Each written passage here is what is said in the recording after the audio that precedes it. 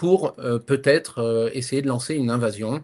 Alors évidemment pas une invasion de l'Iran, c'était strictement impossible, c'est un pays qui est bien trop important, bien trop défendu, avec une armée bien trop nombreuse en tout cas, elle n'est pas forcément évidemment aussi bien armée et équipée que l'armée américaine, mais elle sait se battre et c'est son territoire, et elle l'a montré pendant la guerre entre l'Iran et l'Irak, elle a perdu 1 million d'hommes. Et ils n'ont pas lâché le territoire. Ils savent se battre dans les montagnes, donc ça va être très compliqué.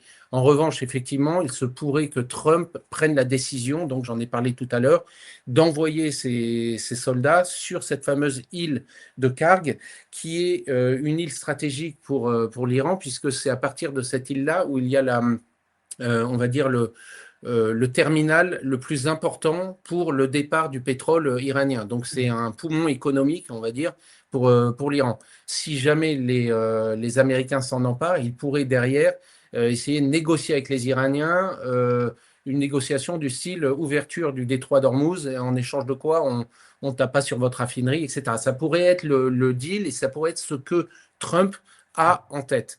Mais forcément, prendre une île comme celle-ci, ça va pas être évident, surtout que c'est une île fortifiée, les Iraniens l'ont fortifiée.